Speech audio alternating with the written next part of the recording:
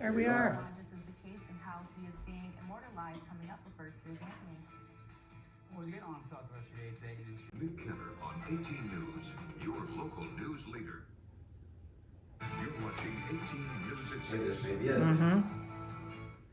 Guitarist Duane Eddy left a lasting impact on the music industry before his passing earlier this year. Now a memorial is being planned to honor his life and legacy, which started right here in the Southern Tier. Our 18 News reporter Joe Mason has more on when this memorial will be completed. The Duane Eddy Circle meets here at the Southeastern Bend County Library every Thursday to discuss the life and legacy of the influential guitarist. But now these meetings have a different meaning now that a memorial is in the works. I am very proud to say that I came from a town where Duane Eddy was. Duane Eddy has influenced some of the most successful musicians of all time.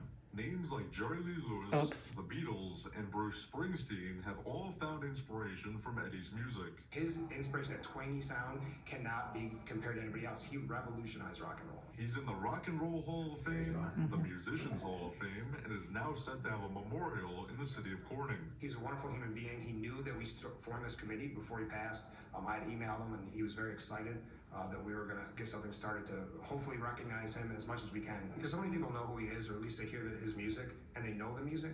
A lot of people don't know he was born in Corning. Members have been meeting for more than a month and hope the memorial is complete a year and a half from now. We're looking at more of a, let's just do it right instead of rushed. And maybe it is something a little bit bigger than we originally planned. We've heard people say statues. Really, our goal has always been just something that's here in Corning forever, whether that's a sign, whether that's a plaque, whether that's a stone, something that people know that, you know, Duane Eddy was born here. Duane Eddy always praised us, and we're praising Duane Eddy. We want people to know. You mentioned a statue, how wonderful that would be, because he is one of the most famous people from Corning, I think. Sue Benedict went to school with Eddy and remembers one of his earliest performances. We were at assembly, and they got up and they said, we have a young man in our school who's going to sing and play guitar for us. His name is Duane Eddy. And this little guy comes out, cuter than a button, and this great big old guitar, and he starts playing and singing.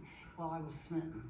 I had to tell you, I was a groupie before the word was even in the dictionary. Eddy was always proud of his Corning roots. In this area, I always thought it was very impressive that he always, from the beginning of his career, said he was born in Corning, New York. His biggest hit, 1958's Rebel Rouser, was famously used in Forrest Gump. You think of Run, Forrest, Run, of course, from Forrest Gump, you hear Rebel Rouser. I think they're doing a wonderful job, and if they succeed in doing what they're planning to do, it'll be wonderful. For more information on the Duane Eddy Circle and this potential memorial, you can visit our website. That's mytwintears.com. In Corning, Joe Mason, 18 News. Good job, Joe. On Monday, the